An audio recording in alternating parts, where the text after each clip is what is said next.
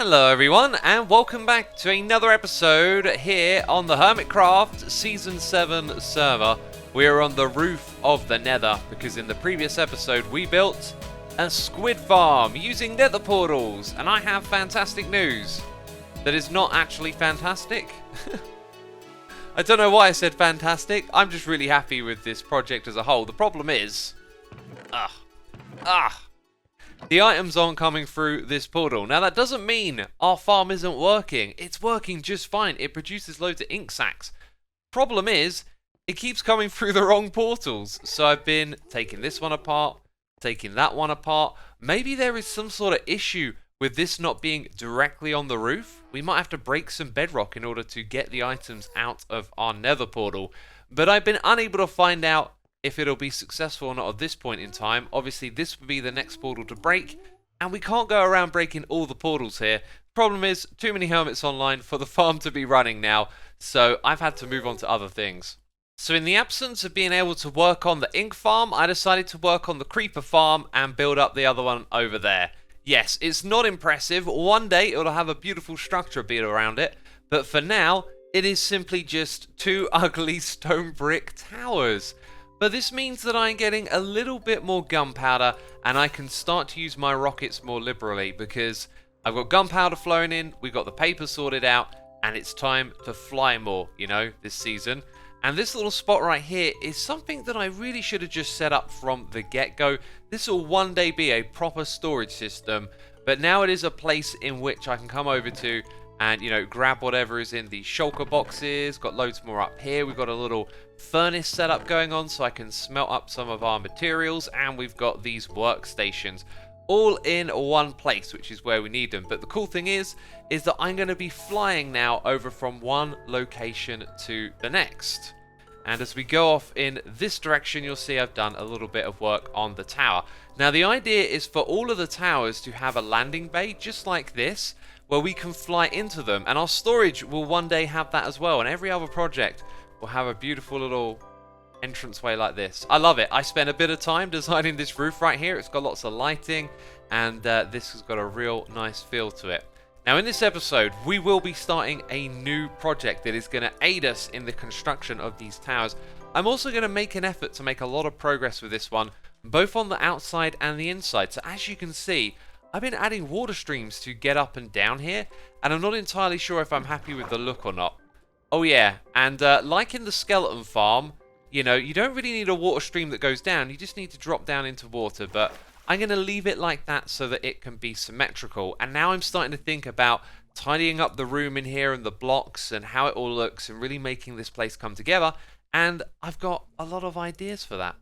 So before we get to any building, I want to create something that's really going to help us in the construction of all of the towers and things that I got planned. So we're referring to the map again, and it's over on this side that I want to create a blast chamber using a TNT duplicator that will help us convert block types. For example, concrete. We're going to be able to place concrete powder and then have it automatically converted into the concrete block and then destroyed by the TNT for collection by hoppers.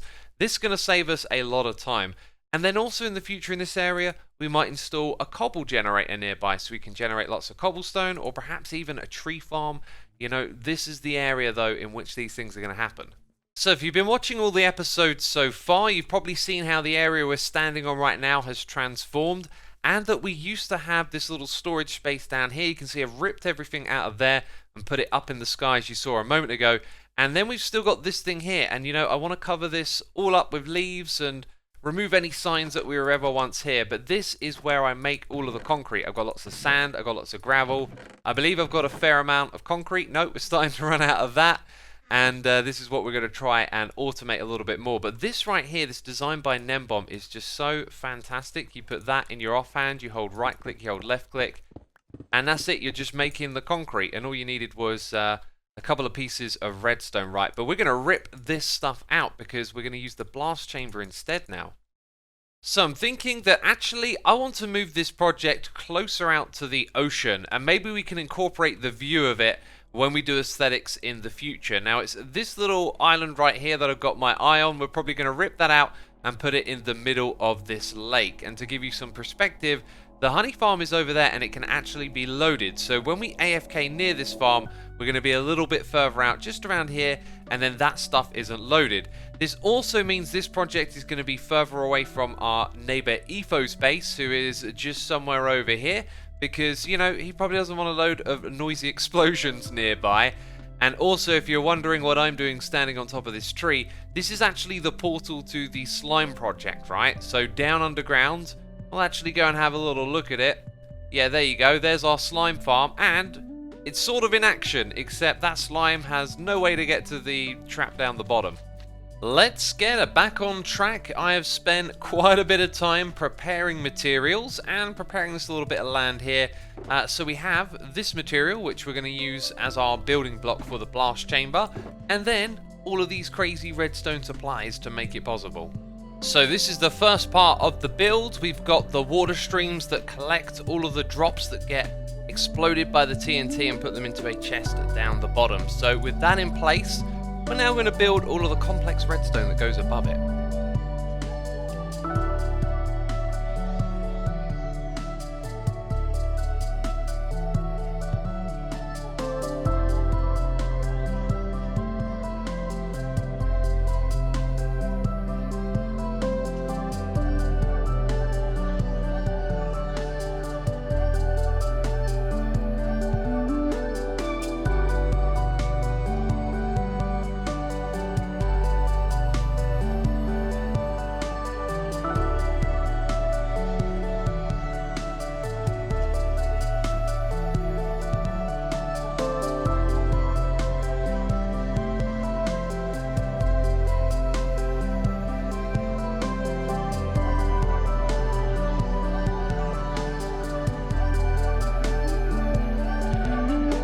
These past few days, I've had a little bit of a sore throat, and I just cannot shake this morning voice sound. Oh, it's going to be like this for the rest of the episode, peeps.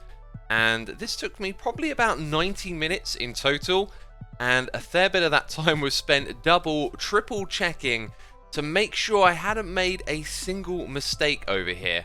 It's also occurred to me that I've just been referring to this thing as, you know, a blast chamber, and some of you might know not what this is. So we're going to feed blocks into this machine from over in this direction. It is going to then push them inside of the machine, which is why there are so many pistons everywhere. Eventually, it ends up pushing them downwards through the middle here. And up the top there, that's where our TNT duplicator is. It drops TNT down into the middle here and blows up all of the blocks for us. Now, I didn't do all of this magic myself. In fact, I did zero of the magic. This was all designed by Ilmango, and he was kind enough to help me with a couple of questions as well to get me through making this thing, and I kind of believe we're near being ready to run a test. Now, a link to the video that I followed, the tutorial, will be available in the description box down below. If you want to build something like this, be sure to go and check it out. It's an amazing contraption. And I think we're now ready to give it a little bit of a test run. Now, what Ilmango recommended doing was adding a waterlogged sign below where the TNT drops so we can kind of run it in testing mode to begin with. So over here, I'm going to add some additional glass blocks that I don't think interfere with anything at all. Put our sign right here. It doesn't have a collision box, so the TNT isn't going to interact with it. It will interact with this water. However, wherever it goes... Wait a minute, that should be able to be waterlogged, right? Yeah, there we go. I just needed to hold shift. So wherever the TNT goes down there, it will be inside of the water, and therefore it's not going to destroy any blocks.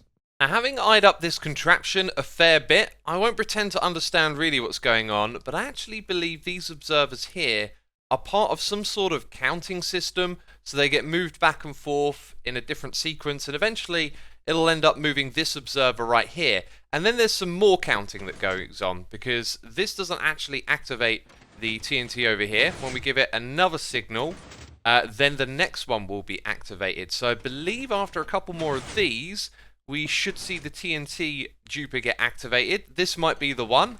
Just going to wait for that trapdoor over there, and then break it. Did it do it? I don't know. Oh! There's no minecart on top! It's always me being a derp that's the problem, isn't it? Okay, I think this is the one. Yep, there you go. It duplicated the TNT. Okay, that means that it works, because it dropped down through the water, but it wouldn't have actually blown anything up. Okay, that's really good. So, blocks will be fed into our contraption at this point right here. The contraption then actually splits the blocks up and sends them in from one side and then down the other side, and they get sent to the middle, and that's where they get exploded. Now what we'll be doing in the future is creating more paths for these blocks to come into the contraption. So we'll have a bunch of pistons pushing them around from somewhere over in this location where we could have a tree farm. Somewhere over on this side we're going to probably have a cobblestone generator, and then it's over on this side that we'll have our concrete powder maker. For now though, I've set up this temporary scaffolding tower because we're just going to have a simple little contraption here to place blocks and then move them across into this feed here. So it crossed my mind that I should probably double check and see how Ilmango did this, and no surprise, it's actually a little bit more complicated than you might expect. So there'll be another link in the description box down below to this little contraption.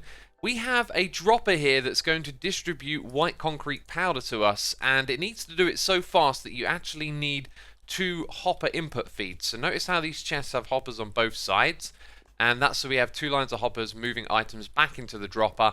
That's going to give us the blocks that we place right in front of us, and then they're going to get pushed along by that piston because there's a clock and there's a bunch of voodoo magic redstone going on over here.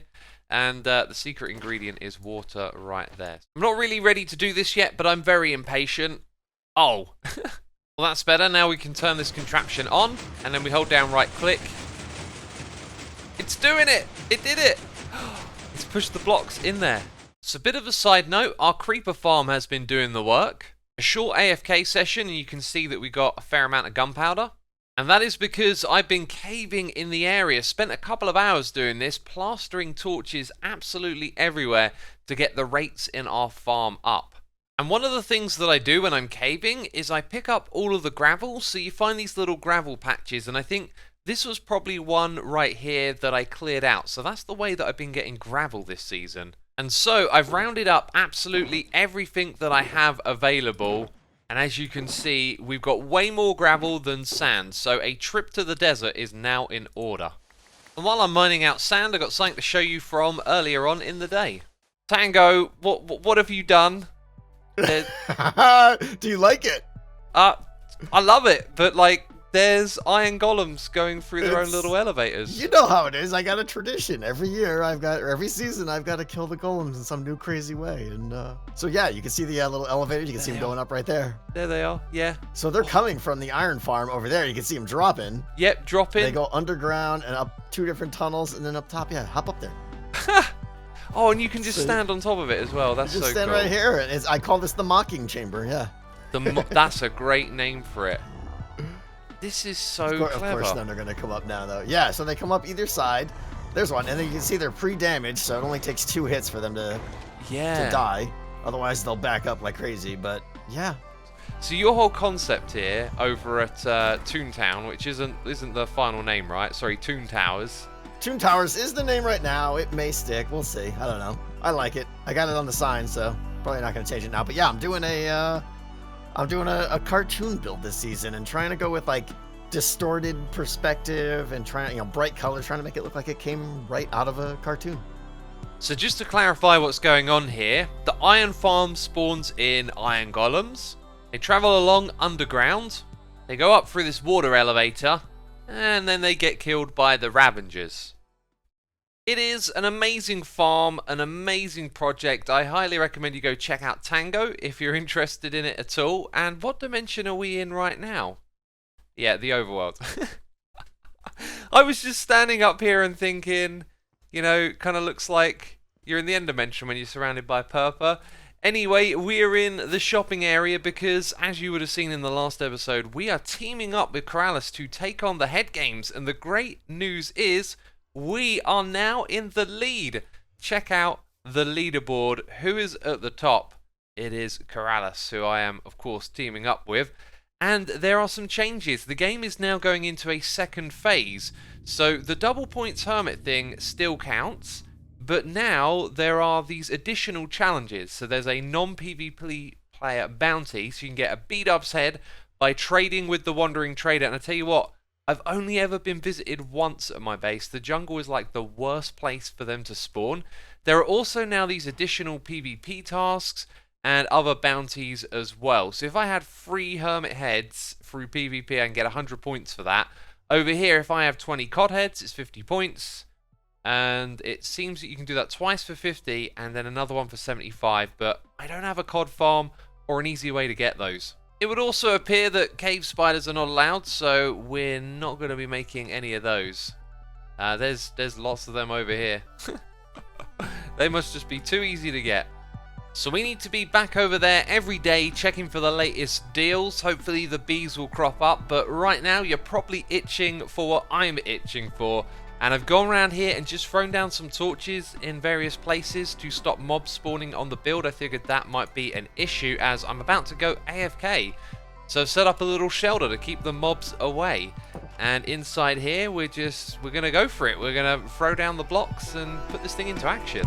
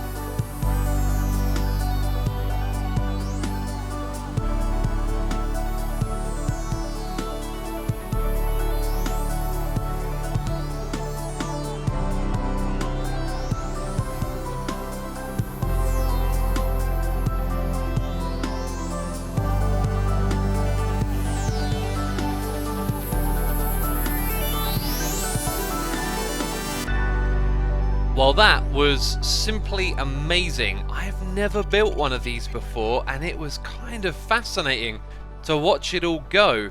And it took about 55 minutes to get through almost 3 chests worth of this, but now everything is empty, and there was just a little bit of that left over. I can't believe this thing. It was so amazing. We should go check on the chests down below. Hopefully there isn't a problem with picking up all of the items. That is what I was looking at. Oh, hang on a minute. There should be more than that in total. I guess there's some hanging out in the back here. And so I had a moment of panic. Somewhere I've made a mistake that has made our farm less efficient than it could be, but not as much as I originally thought, because there is also this up here. Loads of items have gone into the very top chest. And so this is the total amount that we have, which is, I believe, 183 stacks. Whereas I put 217 into this machine. So I'm not going to fuss over it. I now want to turn our attention to what we can't even see. Now we can see it. This building over here. Right, we've got all the white concrete that we need for this. And now we're back over at this place again because I'm going to need a lot of cyan terracotta for the next part of the build. So now we look all set to go. I've got plenty of this. I can make plenty more. We've got stupid amounts of white concrete. And of course, the place that we are in is the landing bay on the top of the build. So I'm going to get to work and see where we can get with this. Okay, we're going to have some before and after perspective with a little bit of left, right, and up and down. What is this cryptic wording I'm using? Well, first of all, up and down. You can see that I've made these bits here far more bolder, and I love the way that they wrap around. They're looking fantastic. We're going to repeat that to the top. The other thing I've considered is making this here more structural, and it's really not working. I feel like it throws too much in the mix. Let's try taking out the blocks at the front.